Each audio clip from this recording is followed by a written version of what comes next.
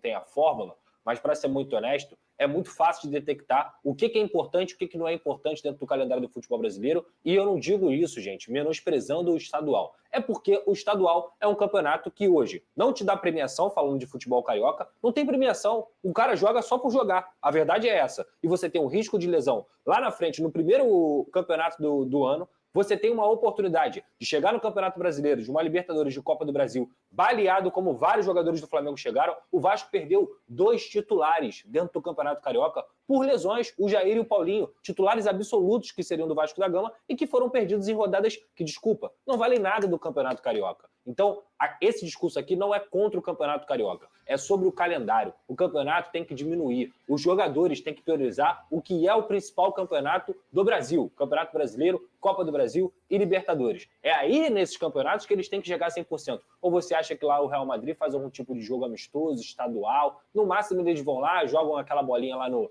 Estados Unidos, fazem uma pré-temporada e seguem para o Campeonato Espanhol, seguem para a Champions League, porque é assim que tem que ser. A gente gosta de copiar tanta coisa lá do futebol europeu, por que a gente não copia o que dá certo? E eu vou dizer mais, lá eles também reclamam, tá? Mesmo tendo menos jogos que a gente, lá eles também reclamam. Então, assim, não dá com o nível de exigência que a gente tem aqui no futebol brasileiro, com um país continental, de viagens longuíssimas, de viagens também para a América do Sul, a gente ficar jogando quarta, domingo, às vezes com descanso de 3 dias. O Vasco, por exemplo, nessa temporada jogou 4 jogos fora de casa seguidamente e perdeu os jogadores por conta disso também. Então, assim, enquanto eles não resolverem, vai continuar. Surgiu nessa segunda-feira e dá conta de que Marcos Rocha, lateral direito que pertence ao Palmeiras, interessa ao Vasco.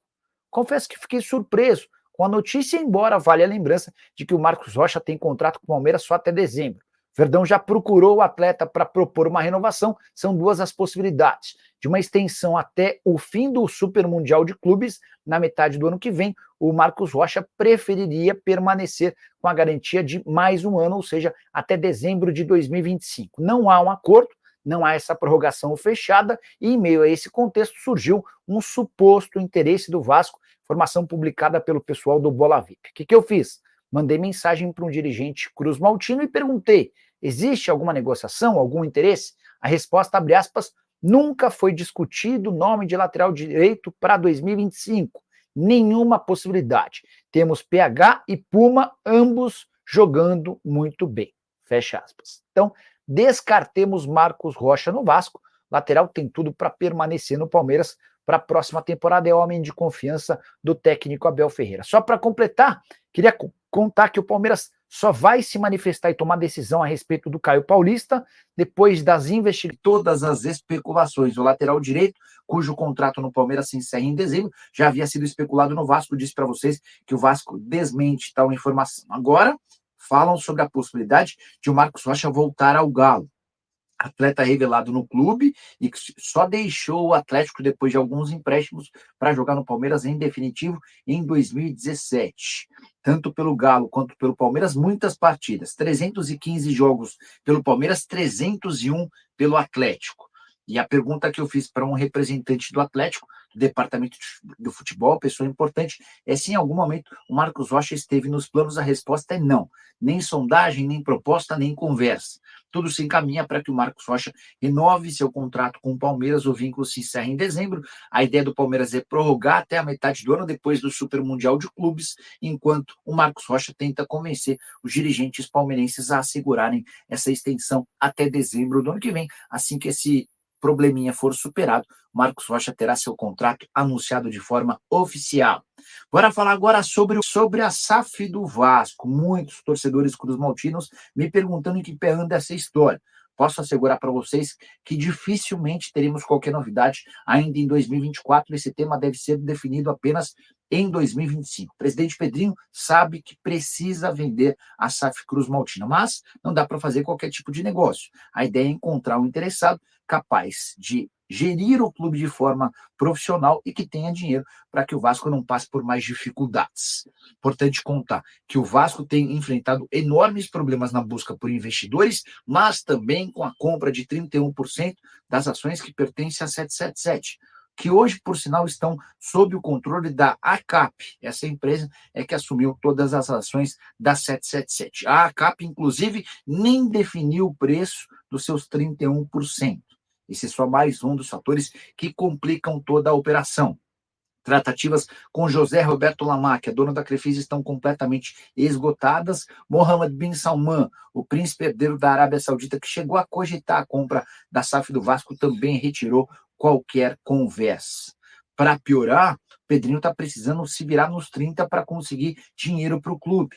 Haveria a programação de um aporte de 270 milhões de reais que a 777 faria até setembro. E era essa grana que garantiria todos os salários e outras coisinhas mais para que o Vasco não passasse por dificuldades. Sem esse dinheiro, cabe ao Pedrinho buscar com vendas de atletas, antecipação de receitas e novas receitas, dinheiro para que o clube não passe por dificuldades. A última informação importante sobre o Cruz Maltino: David acaba de completar, de bater uma das metas previstas no contrato de empréstimo. Dessa maneira, o clube vai precisar comprá-lo do Internacional, operação de 2.800.000 euros, ou 17 milhões e 300 mil reais. Felipe, no desempenho, bem que o clube encarou o jogo. Eu, como torcedor, não fiquei feliz, não. Satisfeito com o resultado, mas não satisfeito com a reação, né, de chegar ao gol, mas com o empate, não.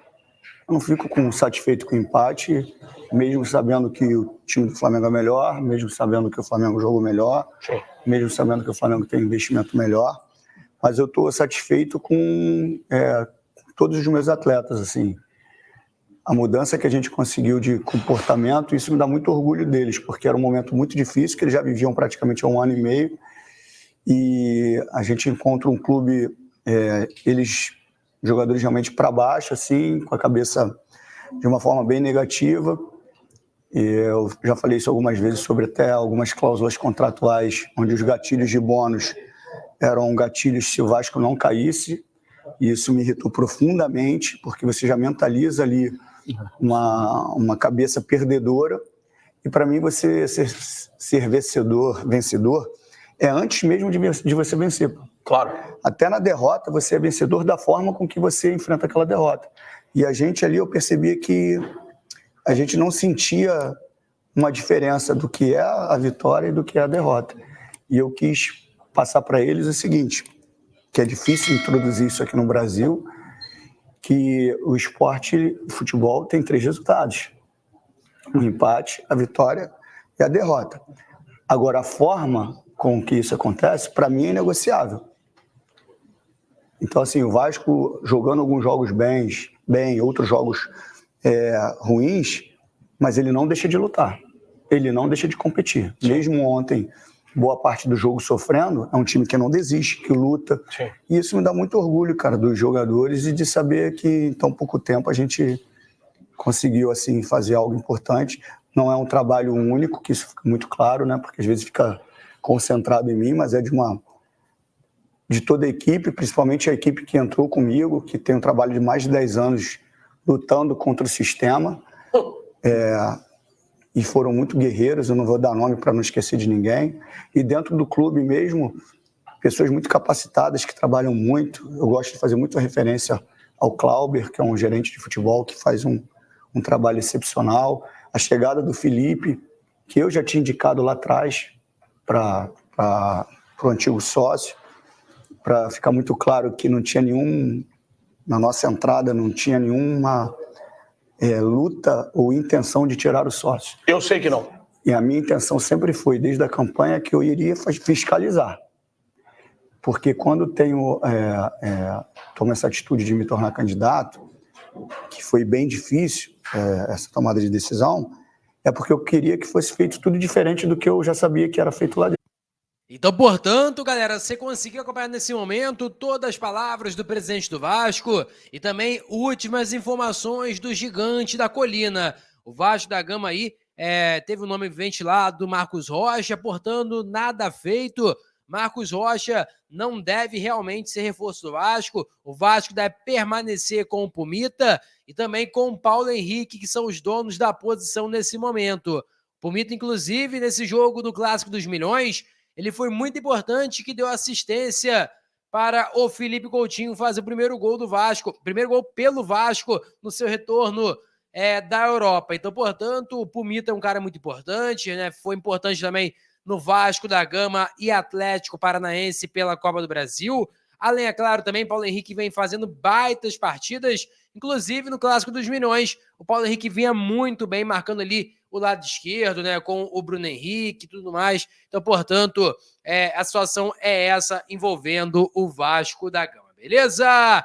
Lembrando também que esse vídeo aí, essa live, foi feita pelo Edu, o Fui Clear. É muito importante vocês irem lá no canal dele, porque, cara, foi o conteúdo show de bola com o presidente do Vasco da Gama, beleza?